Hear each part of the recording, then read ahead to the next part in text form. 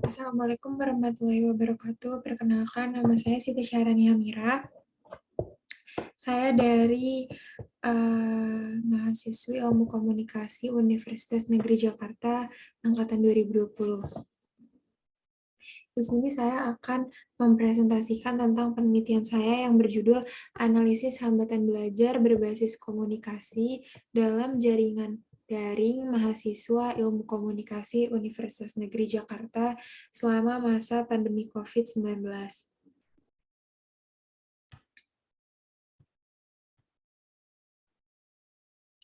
Latar belakang.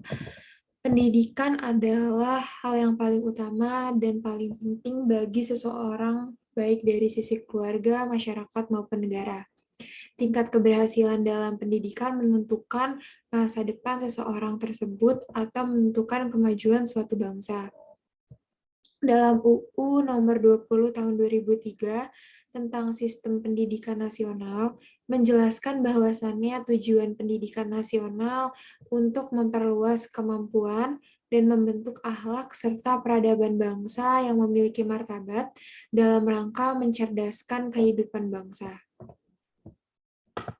Tujuannya agar berkembang potensi pendidikan bagi seorang individu sehingga bisa menjadi manusia yang bertakwa kepada Tuhan, berakhlak baik, sehat, cakap, berilmu, kreatif, mandiri, dan menjadi warga negara yang demokratif, juga bertanggung jawab.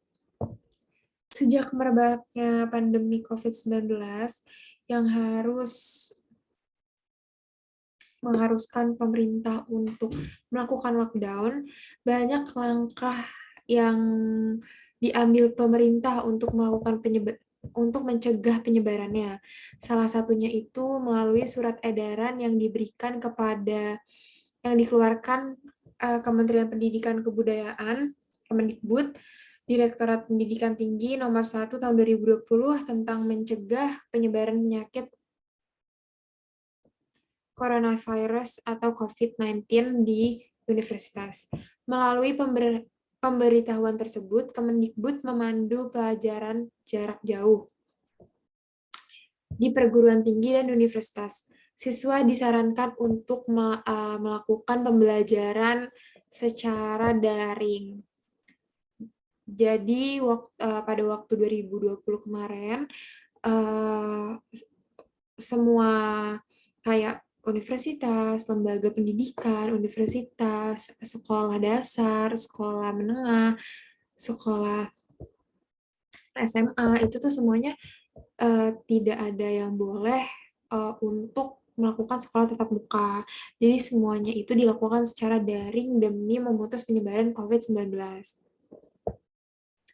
Mencegah penyebaran COVID, semua aktivitas dihentikan, semua aktivitas yang dapat menimbulkan keramaian itu dihentikan. Untuk itu perlu dilakukan pembelajaran secara teratur di tempat-tempat yang jumlah siswanya banyak berkumpul di kelas. Pembelajaran harus dilakukan dalam suasana yang meminimalkan kontak fisik antara mahasiswa dengan mahasiswa lain, mahasiswa dengan dosen, dan sebagainya. Menurut Sadikin dan Hamidah, pemanfaatan teknologi digital memungkinkan mahasiswa dan dosen ditempatkan di lokasi yang berbeda. Ada perbedaan dalam proses pembelajaran. Bentuk studi alternatif yang dapat diselesaikan selama darurat COVID-19 adalah e-learning. Daring telah memberikan dampak besar bagi dunia pendidikan. Pembelajaran daring jika dilaksanakan semaksimal mungkin sebenarnya adalah upaya agar proses pembelajaran dapat tetap berlangsung secara optimal melalui pemanfaatan teknologi informasi dan komunikasi secara efisien. Kalimat ini akhirnya menjadi tantangan besar bagi aplikasi pembelajaran online. Tantangan pembelajaran online bukan hanya teknologi, tetapi bagaimana pembelajaran itu sendiri dirancang. Karena dalam proses pembelajaran, desain pembelajaran yang baik merupakan salah satu kunci utama pembelajaran. Pelaksanaan pembelajaran daring juga tidak lepas dari berbagai macam kendala dan kesulitan.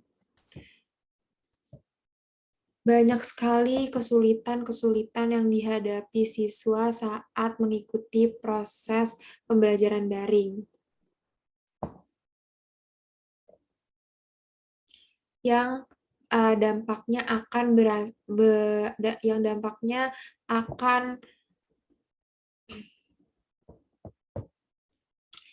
terjadi kepada siswa berupa nilai mereka di akhir nanti. Keberhasilan proses pembelajaran dapat dilihat dari hasil belajar yang dicapai murid. Di sini dilema apakah pendidik dapat menerapkan pengajaran daring. Jika siswa belajar lebih baik daripada kuliah biasa, pendidik harus bisa membantu kesulitan-kesulitan yang dihadapi siswa dalam proses pembelajaran. Kesulitan belajar menurut Yolanda merupakan terjemahan dari learning disability. Dalam bahasa Inggris artinya ketidakmampuan belajar. Kata disabilitas diterjemahkan sebagai kesulitan, memberikan kesan optimis bahwa anak sebenarnya masih bisa belajar, tapi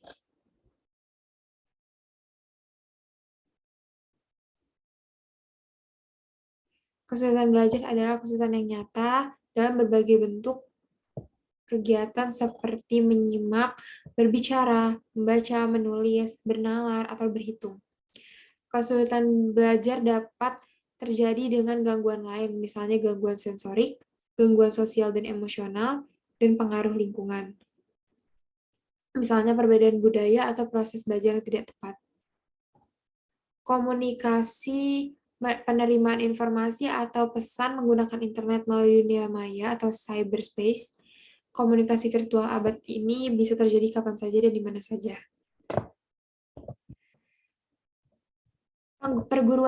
Menurut Dharma Laksana, perguruan tinggi di era work from home membutuhkan peningkatan pembelajaran. Namun ternyata apa yang terjadi pada program studi komunikasi di Universitas Negeri Jakarta, pembelajaran daring memiliki banyak kesulitan dan hambatan yang dialami siswa-siswanya. Mereka perlu beradaptasi dengan adanya pembelajaran daring tersebut. Karena pembelajaran yang biasanya dilakukan secara tatap muka harus disesuaikan dengan keadaan seperti sekarang ini, jadi melalui platform seperti Zoom, Google Meet, Google Classroom, WhatsApp, dan lain sebagainya. Asumsi yang menyebabkan kesulitan mahasiswa adalah terkait dengan interpretasi materi, khususnya materi perkuliahan yang mereka pelajari. Jadi mahasiswa ini sulit sekali untuk berkonsentrasi saat perkuliahan berlangsung, sulit memahami materi karena merasa tidak leluasa dalam menerima penyampaian dari pendidik. Ada pula faktor yang lain karena jaringan yang tidak stabil dan lokasi yang jauh. Mungkin ada beberapa mahasiswa yang tinggalnya itu jauh di dalam kota yang jauh dari ibu kota, jadi lokasinya itu kesulitan akan sinyal dan kuota internet yang minim. Jadi kurangnya fasilitas kuota internet juga dari pembelajaran daring ini. Pandangan yang lebih mendalam tentang masalah yang terkait dengan kesulitan belajar siswa selama pandemi COVID ini memerlukan penelitian yang lebih lanjut mengenai kesulitan ini. Fokus penelitian dari masalah yang sedang fokus penelitian dari masalah di atas adalah tentang kesulitan belajar mahasiswa program studi ilmu komunikasi UNJ dengan diterapkannya pembelajaran daring, di mana di penelitian ini kita akan meninjau kesulitan dari segi faktor dan penyebabnya. Perumusan masalah. Di sini ada apa saja faktor-faktor yang menghambat mahasiswa ilmu komunikasi UNJ dalam pembelajaran daring. Yang kedua, bagaimana cara meningkatkan keefektifan dalam pembelajaran daring bagi mahasiswa ilmu komunikasi Universitas Negeri Jakarta. Tujuannya, ada pula tujuan dari penelitian ini. Yang pertama, untuk mengetahui faktor apa saja yang menghambat mahasiswa UNJ dalam pembelajaran daring. Yang kedua, untuk mengetahui bagaimana cara meningkatkan keefektifan belajar bagi mahasiswa keefektifan pembelajaran daring bagi mahasiswa ilmu komunikasi Universitas Negeri Jakarta. Manfaat dari penelitian ini, ada manfaat teoritis. Bagi akademisi, penelitian ini bisa menjadikan acuan informasi tentang hambatan mahasiswa dengan diterapkannya pembelajaran daring. Bagi peneliti, hasil penelitian ini bisa menjadi bahan masukan bagi peneliti-peneliti selanjutnya. Manfaat praktis. Hasil penelitian ini bisa dijadikan sebagai bahan informasi dan ilmu pengetahuan tentang hambatan mahasiswa dalam melakukan pembelajaran daring. Juga sebagai acuan bagi para pendidik dalam merancang pembelajaran yang lebih efektif untuk meminimalisir hambatan yang dirasakan oleh mahasiswa.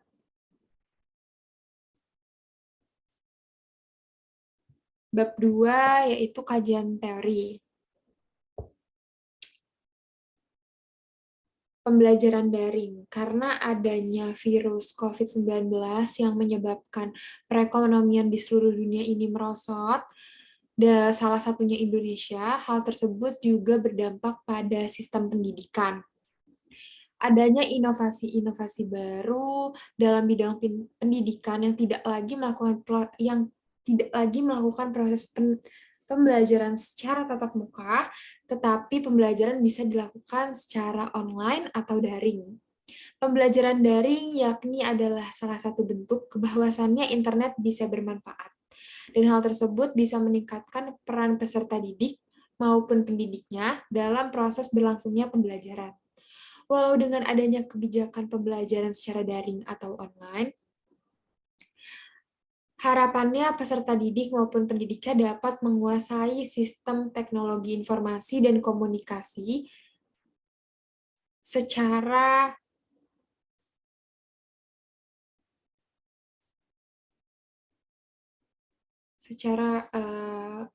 mudah. Pembelajaran daring atau online adalah pembelajaran yang berlangsung tanpa tatap muka, melainkan melalui platform yang sudah mapan dan digunakan semua bentuk pembelajaran yang didistribusikan secara online. Jadi seluruhnya itu sudah dilakukan secara daring dari mulai menyampaikan informasi, menyampaikan materi, udah gitu ujian tengah semester, ujian akhir semester, tugas-tugas semuanya sudah dilakukan secara daring. Biasanya itu melalui platform Zoom, Google Meet, Google Classroom, WhatsApp, dan lain sebagainya yang bisa memang untuk bisa melakukan pembelajaran atau bisa adanya kegiatan belajar mengajar. Ada juga LMS atau Interactive Learning Management System. Jadi itu pembelajaran yang berbasis internet. Jadi biasanya universitas itu mempunyai LMS-nya masing-masing. Daring sendiri dipahami sebagai pendidikan formal yang diselenggarakan oleh siswa dan pendidik. Pembelajaran daring bisa di mana saja dan kapan saja. Cara interaktif untuk menghubungkan keduanya itu adalah menghubungkan pendidik dan peserta didiknya itu melalui sistem telekomunikasi.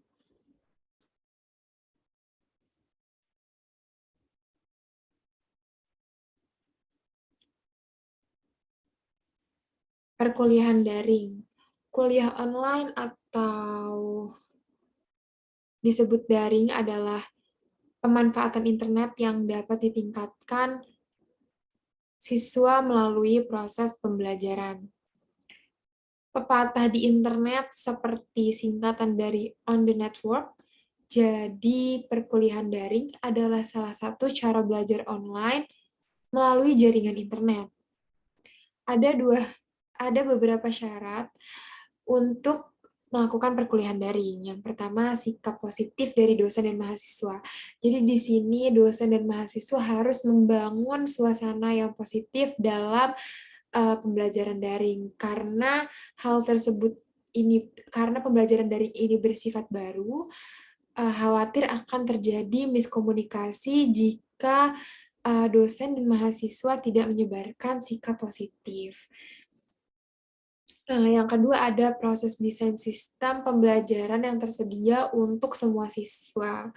Jadi ada sistem yang menyediakan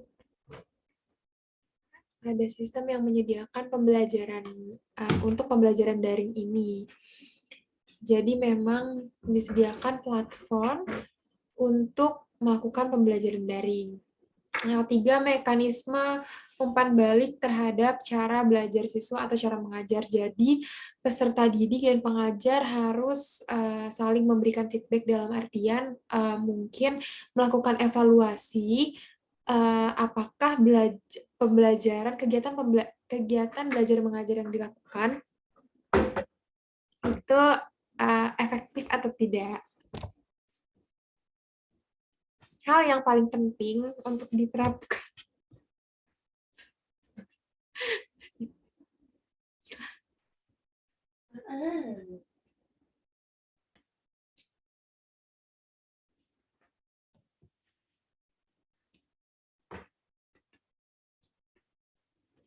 Hal yang paling penting untuk diterapkan saat siswa belajar online itu ada beberapa.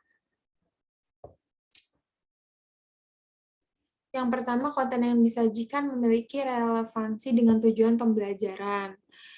Yang kedua, menggunakan metode pembelajaran dengan contoh dan latihan untuk membantu pembelajaran siswa. Yang ketiga, menggunakan media seperti gambar dan teks, juga metode presentasi. Yang keempat, mengembangkan dan membangun pengetahuan serta keterampilan sesuai dengan tujuan individu dan peningkatan organisasi. Yang ketiga, ada faktor yang menghambat pembelajaran daring. Jadi biasanya pembelajaran daring itu terhambat karena beberapa faktor ini. Yang pertama itu ada jaringan yang tidak stabil. Seperti tadi yang sudah saya sampaikan, jaringan itu kadang tidak stabil. Apalagi untuk orang-orang yang rumahnya itu misalnya tempat tinggalnya itu jauh dari ibu kota. Mereka jadi susah untuk menjangkau internet, misalnya kayak yang tinggal di pedesaan, mereka sulit sekali mendapatkan jaringan. Jadi menghambat kegiatan belajar mengajar tersebut. Apalagi misalnya lagi Zoom, tiba-tiba itu keluar sendiri, atau tidak bisa telat mengumpulkan tugas karena jaringan yang lambat, tidak terjangkau. Jadi jaringan ini benar-benar sangat berpengaruh untuk kegiatan belajar mengajar. Yang kedua, biaya. Tidak semua siswa itu berasal dari keluarga atau lingkungan yang mampu dan mapan secara finansial. Tidak jarang ada mahasiswa yang berasal dari keluarga menengah ke bawah dan tidak punyanya dan tidak tersedianya handphone atau laptop itu jadi menghambat kegiatan belajar mengajar secara daring tersebut. Juga tidak semua mahasiswa ini mampu membayar kuota internet atau WiFi di rumahnya.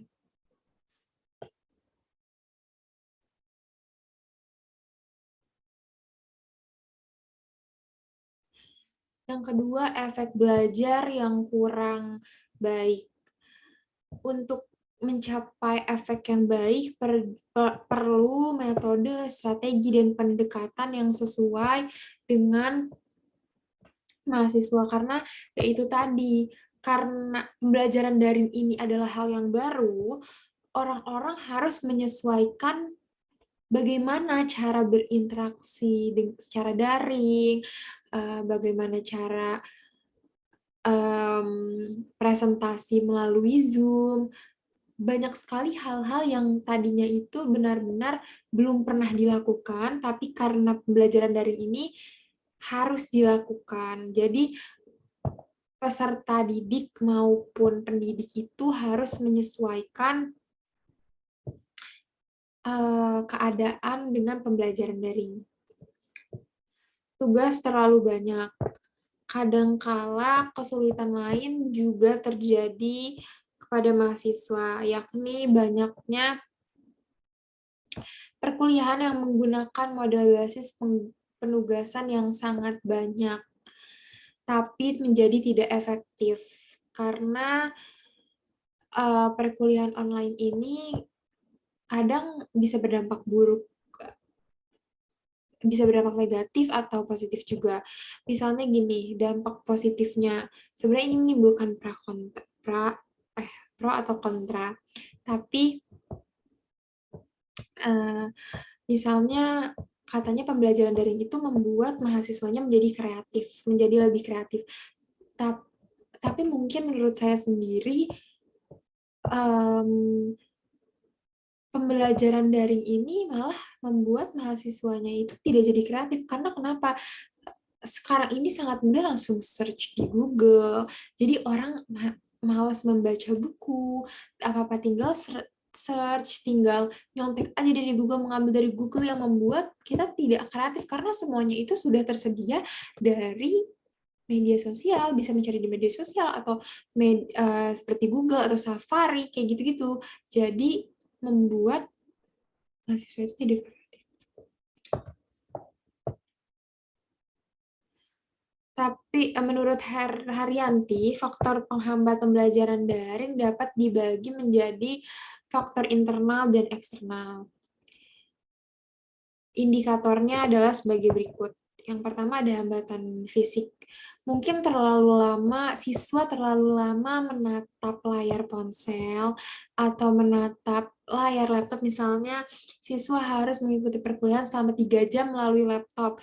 Itu menjadikan mata itu penglihatan tuh kabur, mata lelah, terus habis itu badan jadi pegel-pegel karena terlalu lama di depan gadget, dan radiasinya juga mungkin tidak terlalu baik untuk mahasiswa. Nah, yang kedua ada faktor psikologis, ketidakmampuan siswa dalam memahami materi serta berkurangnya daya saing antar teman sekelas karena kurangnya interaksi secara langsung. Jadi faktor psikologis di sini adalah yaitu tadi malasnya belajar karena jadi nggak kreatif karena apa-apa tinggal mencari di Google. Gampang, tinggal searching aja karena semuanya udah tersedia. Terus materi juga mungkin susah untuk mencerna materi. Terus karena kebiasaan berinteraksi online, jadi kaku saat berinteraksi langsung dengan orang-orang.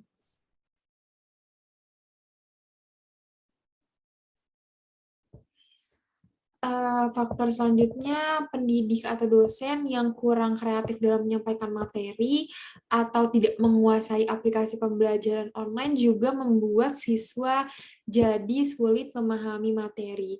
Dan sekali instruktur pemberian tugas yang banyak tanpa terlebih dahulu mempertimbangkan kemampuan siswa menjadikan pembelajaran itu tidak efektif. Yang keempat, fasilitas.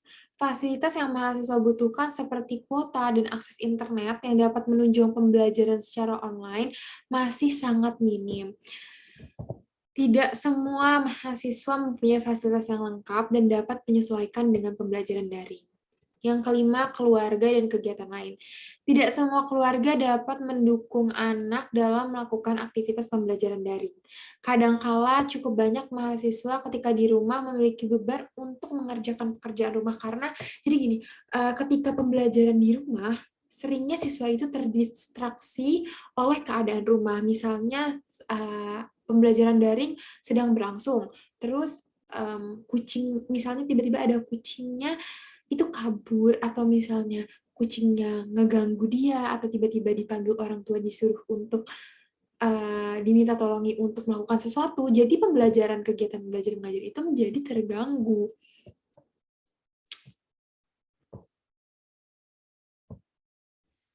Di sini selanjutnya ada review literatur. Di review literatur ini ada penelitian yang berjudul Analisis Kesulitan Belajar Siswa dalam Melaksanakan Pembelajaran Daring Selama Masa Pandemi COVID. Ditulis oleh Dosmika Ria Simajuntak, Nauri Tonga, dan Muhammad Syahril Harahap pada tahun 2020. Hasil penelitian ini bahwasannya kesulitan belajar yang dihadapi siswa terjadi karena beberapa faktor. Yang pertama, karena adanya rasa tidak senang saat pembelajaran. Yang kedua, siswa jadi malas dan memilih untuk tidak mengikuti pembelajaran daring. Yang ketiga, siswa tidak didampingi orang tua saat pembelajaran daring berlangsung. Yang keempat, siswa merasa tidak siap ketika melakukan pembelajaran daring. Yang kelima, siswa merasa bosan karena bersifat monoton.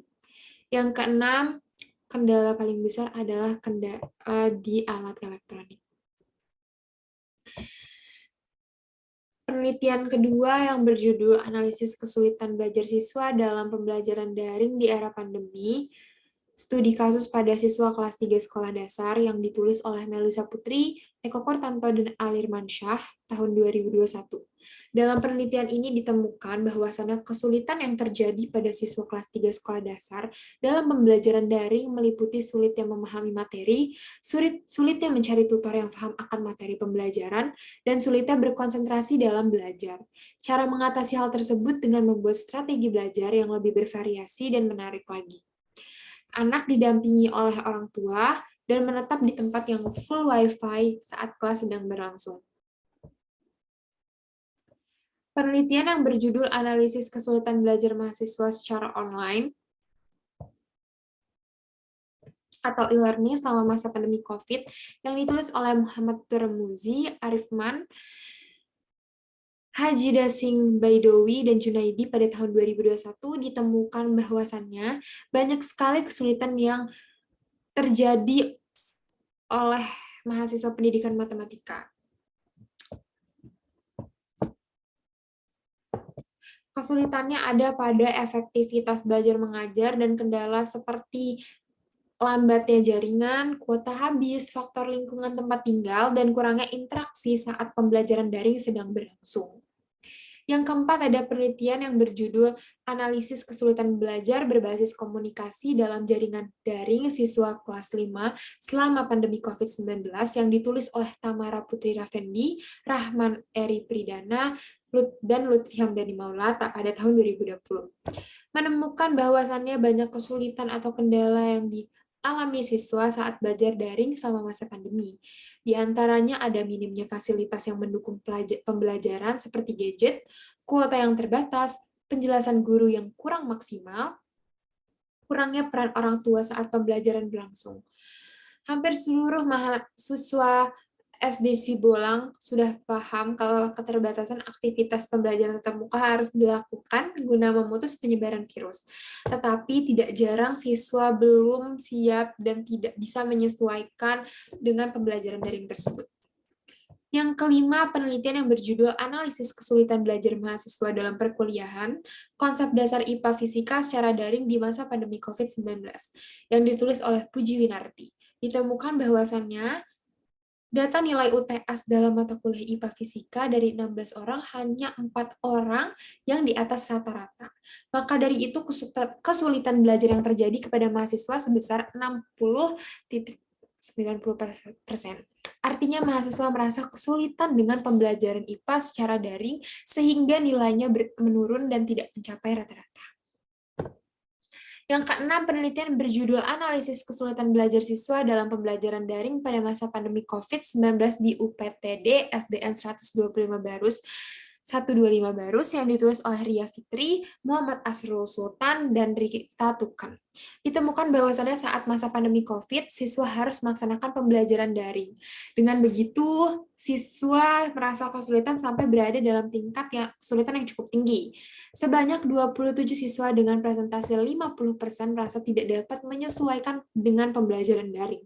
Solusinya agar sekolah bisa memfasilitasi pembelajaran daring dan guru dapat membuat suasana belajar yang lebih menyenangkan sehingga ketidakefektifan dapat teratasi.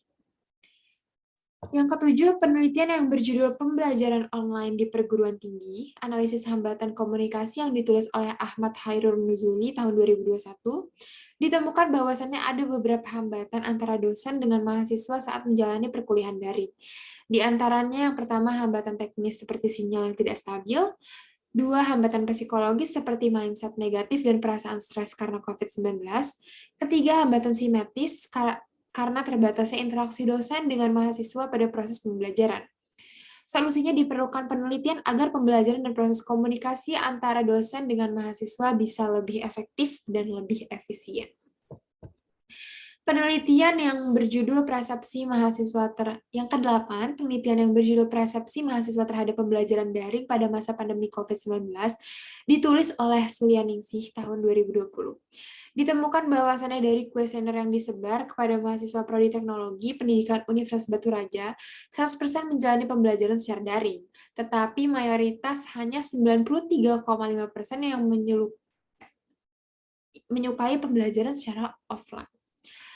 Yang ke-9, penelitian yang berjudul Pembelajaran Daring sebagai Upaya Study from Home selama pandemi COVID-19 yang ditulis oleh Octavia Ika Handaini pada tahun 2020. Ditemukan bahwasannya pembelajaran daring merupakan solusi yang tepat guna mencegah penyebaran COVID. Dalam pembelajaran daring dibutuhkan sarana yang memadai seperti gadget, internet, dan kuota,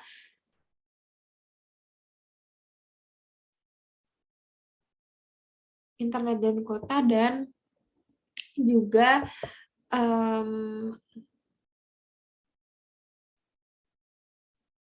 jaringan yang memadai. Pembelajaran daring membuat siswa semakin mandiri dan kreatif.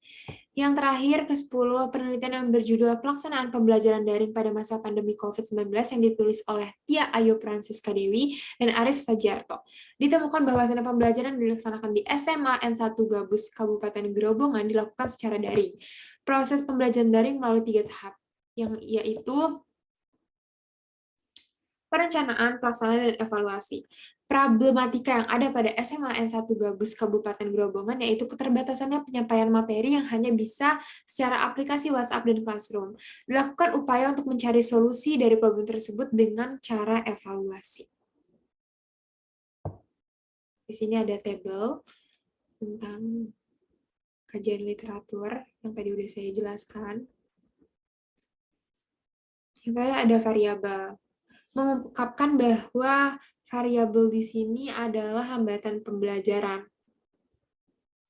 Siswa mengalami ketidakmampuan belajar dengan faktor penyebab gangguan ontogeni atau persiapan pembelajaran mental, atau yang kedua ada didaktik, hasil pengajaran dosen, dan epistemologi pengetahuan siswa dengan latar belakang aplikasi yang terbatas. Dengan latar belakang pengetahuan gaptek. Jadi dengan melakukan analisis ketidakmampuan belajar dapat digunakan referensi untuk menyiapkan perangkat pembelajaran termasuk silabus, lembar kerja siswa, dan proyeksi tanggapan dengan harapan peserta didik dapat mengerti.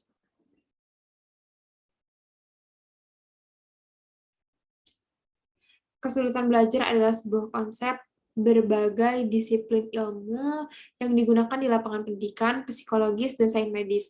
Artinya dari kesulitan belajar menurut ahli belajar Rumi menemukan pendapat bahwasannya kesulitan belajar adalah status quo siswa menemui kendala mengikuti proses belajar dan mencapai hasil belajar yang terbaik.